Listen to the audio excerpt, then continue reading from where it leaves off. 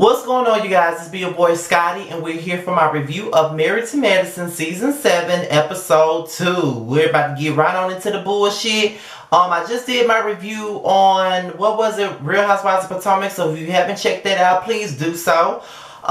So yeah, let's get right on into this review. So we're gonna start off with Dr. Heavenly and her grown-ass daughter, Alora. Now, it seems like with every season, these kids grow the fuck up. You know what I mean? Like, cause this show's in its 7th season now, so we've seen these kids grow up gradually. So it's kind of like we're growing up with these kids, and Alora is now all grown up. You know, she's not that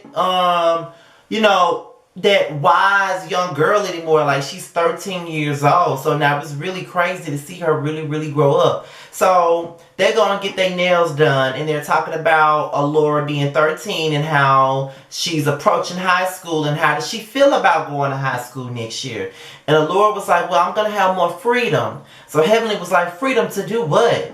And Alora was like, well, you know, freedom to do whatever I want to do, like go out, do this, do that. And then Heavenly was like, well, you're not going to be able to have a boyfriend until you're 22. And Alora was like, 22? What do you mean 22? And so Heavenly was like, well, how old do you think you should be to have a boyfriend?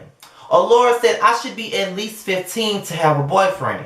So Heavenly was like, you're 13. So you mean to tell me in 2 years you're going to be ready to date? And then that's when Alora was like, well, how old was you when you had your first boyfriend? Heavenly was like, oh, I was 15, but he wasn't really my boyfriend. Like, he was a friend, and we talked on the phone. And then Alora was like, well, y'all didn't go out to the movies, y'all didn't do this, y'all didn't do that. She was like, no. And I'm just sitting up here like, I can't stand parents like that. At the end of the day, you cannot tell no kid that they can't date to that 22. You know what I mean? Like, I could see if you said, no. She was like, well, I gotta have, Alora was like, well, I gotta have somebody to take to the prom with me. And it was some boy that heavily suggested, and Alora was just not for it. But you gotta let kids grow the fuck up. You know what I mean? I do think that 15 or 16 is the appropriate age to allow people to date. To allow your kids to date. Like, telling somebody they can't date till they 19 or can't date till they 20 is a bit much to me, okay?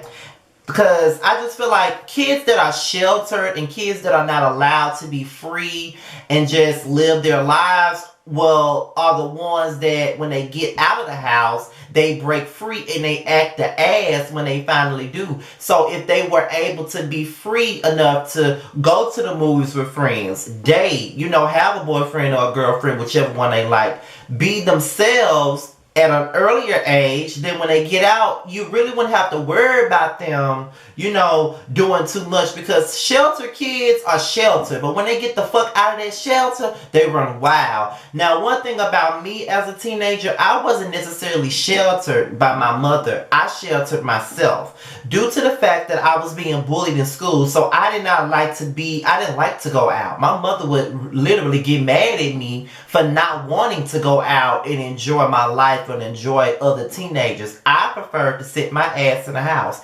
I was pretty much introverted when I was in high school. I didn't really start going out like that with my friends until my senior year in high school. That's when I started going out, but like my freshman, my sophomore, my junior year, I wasn't with the whole going out. I was very introverted. So I should kind of shelter myself. So, you know, like I said, like when you're growing up, and you're introverted, well, you're sheltered by your parents, and when you finally leave the house and go to college, you run wild. That's just like with preacher's kids.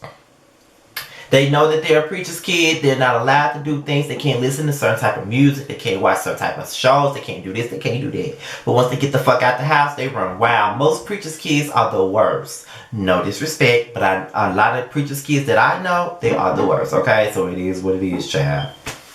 So Contessa, she comes back home. She calls Scott, lets him know that she's like 5 minutes away from the house, and she stopped by a local McDonald's and get a couple of things to eat, not knowing that Scott has already cooked a meal for the kids. So when she gets in, she got these bags of McDonald's, and Scott feels some type of way because it's like, bitch, I already cooked dinner for these kids, and you gonna walk up in here with some greasy ass, fake ass McDonald's? Like, what type of shit is that? So she lets the kids eat the french fries in their room because that's something that she don't normally do, and they go upstairs. So Scott is kind of pissed off because it's like, okay, you think that I'm going to let the kids like sit in the house and not eat shit till like this late at night, like it's after 9 o'clock, and you mean to tell me that you think that I'm not going to feed the kids? And so Contessa was like, well, you do seem kind of overwhelmed. Like, I know I probably should have called, but it is what it is. And Scott feels some type of way, honey. Scott feels some type of way about being a single father while she's gone. And it's kind of like this with men. You know, when they take over the mommy role, they don't like that role. They're used to the women being in that role, so they don't really like it. And when a woman is gone for a while, they don't like that. But it's okay for a man to do it. See, that's my thing. I don't get it. Like, a woman is expected to be at home all the time, take care of the kids, cook, clean, do whatever. But a man is expected, he can go out and do whatever the fuck he wants to do. But a woman can't do that. It's always taboo for a woman to do it. You know what I mean? Like, that's the part that I don't really understand. But whatever. They have a disagreement about it, and that's that. So Jackie and Heavenly, they go out to dinner. And they have a discussion, and Heavenly was like, well, you know, Mariah felt some type of way about what you said in regards to the drug thing. And, you know, Jackie was like, I felt like I didn't really do anything to Mariah. I feel like I never understand what her issue is with me. And I know a couple of people commented up under my post last week, get mad with me talking about I'm trying not to see Jackie's shade, or I'm trying not to call her out. To be quite honest, I don't give a fuck what you think. I didn't see it as shade. Like I said, maybe she should have reworded what she asked, but I honestly didn't see any shade in it. Like, I don't let nobody's shade get past me. If I see it as shade, I'm going to call it the fuck out of shade. When Jackie said, do you think Quad should have mentioned Mariah doing drugs? I didn't see that as a shady remark. I honestly felt like she was seriously asking the question of, should Quad had mentioned that? Now, I can understand how it looks, but I don't think that's what she meant to do.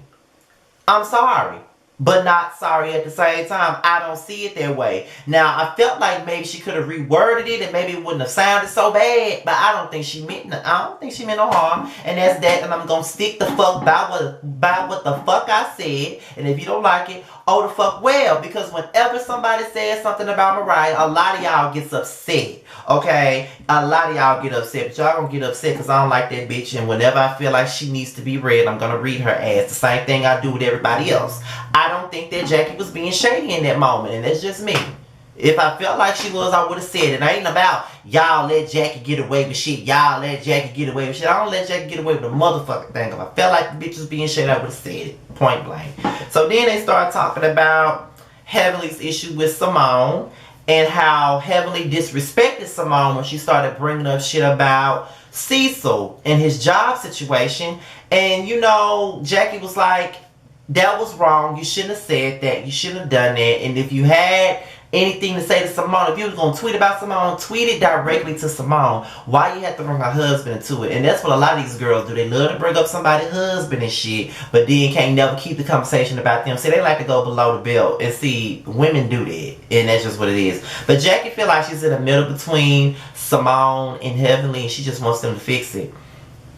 So later on, Toya comes to Simone's doctor's office and it's revealed that Toya was 7 weeks pregnant and she had a miscarriage. So now Simone is basically checking her out, and Toya is very emotional about it because she really has been keeping that shit to herself. She's been keeping emotion, you know, to herself. She really ain't been showing no emotion in regards to this whole situation with the miscarriage. And you know, miscarriages are hard for women. You know, being a woman is about, you know, being a giver of life and doing this and doing that. And when you can't carry a baby or when you lose one, you feel like you're a failure as far as what a woman does. I hear a lot of women say that. They feel like they're a failure when they miscarry a child because they're supposed to be, they are equipped to carry one, but they feel some type of way when they can't carry one. So I understood where Toya was coming from. I know I'm not a woman, don't want to be a woman, don't see why anybody would want to be a woman. I'm just saying. However, I understand where she's coming from. I understand the emotional aspect of it and the non-emotional aspect of it. Because With me, as a person that's not too emotional, I don't like to show emotion when I feel some type of way. And to like this past week, I've been very emotional due to my cousin Poochie's death. So I've been very emotional. A lot of things that people say to me when they're trying to console me makes me cry. And I don't like to cry, but I get what Toya coming from. She holds that shit in. And a lot of the times you just gotta let it go, let it out, let it affect. That's just what it is. So Quad, Heavenly, and Contessa, they meet up. And you know, Contessa started talking about her marital issues and how Scott was acting like she was the maid and how she was supposed to do this and do that and how he's not appreciative of where she's trying to go in her career, and the fact that she's trying to move up in her career is causing issues between her and Scott, and it shouldn't. And it really shouldn't cause her any issues. Then they start going into Quad's love life and they talk about her current status with the divorce. And basically, it's not necessary. She's not officially divorced yet. But Heavenly said, I think you should go out and go date. And Quad really feels like she's good where she's at. But Heavenly feels like this girl needs to go out and date. She needs to do this. She needs to do that. You know, get a pussy wet from time to time. And you know, Quad was like, I handle myself pretty well, if you know what I mean. Okay, so she's already taking care of her pussy juices. So don't no other man need to do it right now. So that's basically what she told y'all. So Jackie wants to host this whole Boston Tea Party, in a sense, basically calling it a damn emerging tea. Basically, it's where she brings all the women together and they put their issues on the table. But she brings in this chick named Melissa to her tea meeting, and she's gonna be the mediator, so it would be less biased. So in the meantime, Mariah is getting ready for this event, and she's trying to find something to wear. And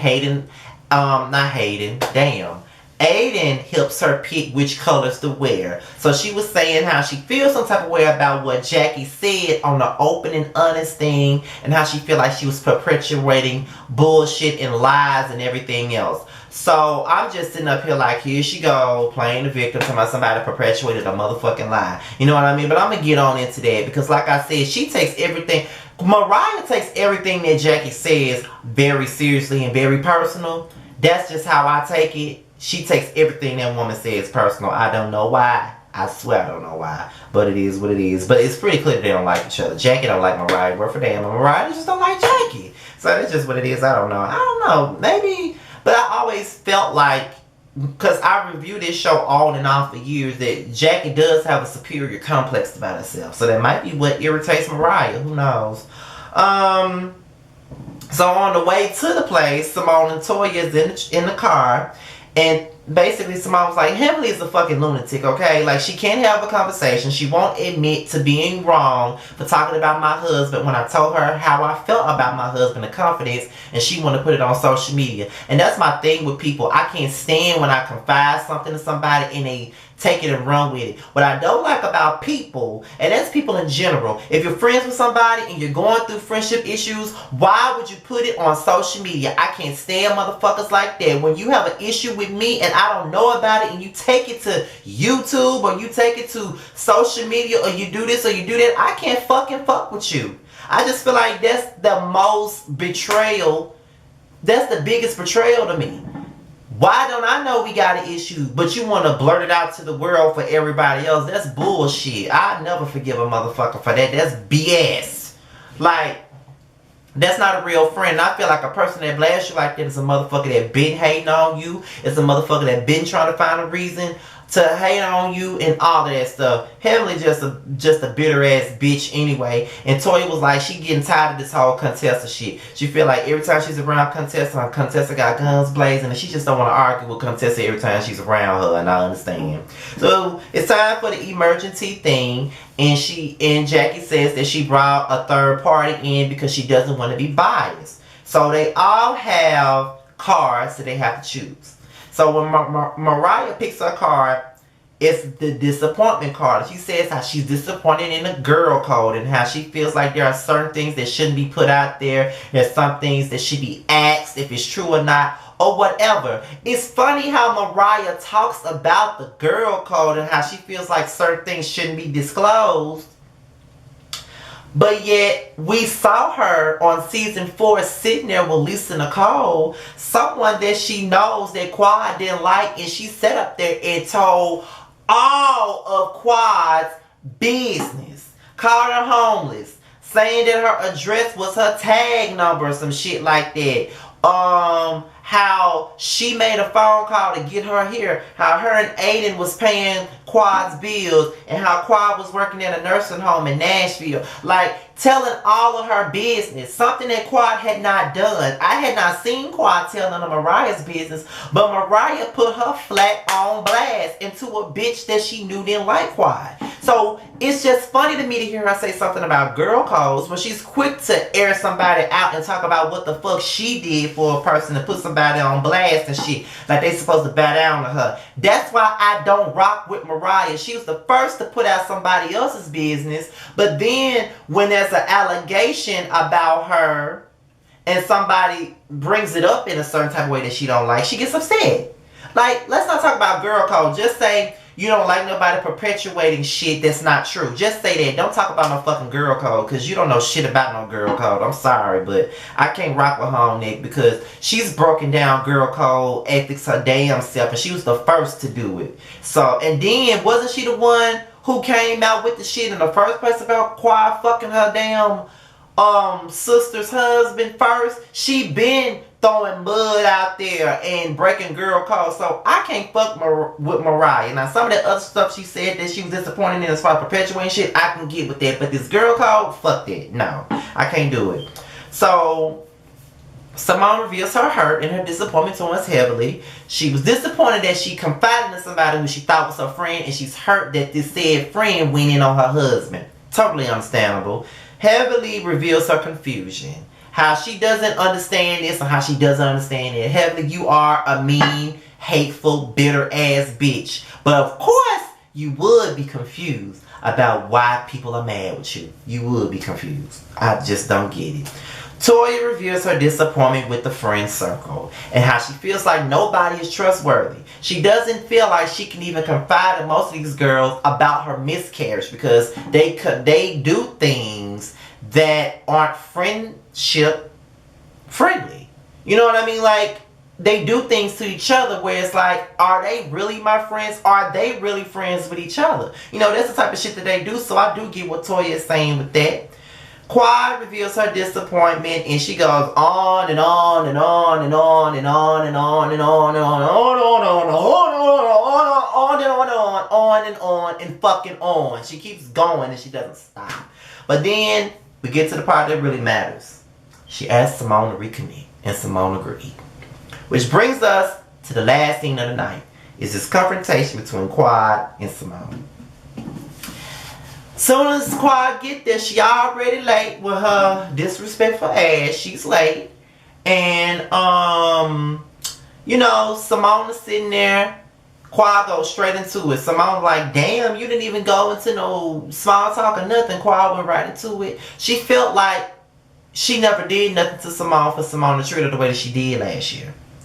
And to be honest, I feel the same way, because Simone is a turncoat. She will turn on you in a minute. One minute she down for you, she this and that, whatever. But then again, she'll turn her back on you. Same way she did Mariah.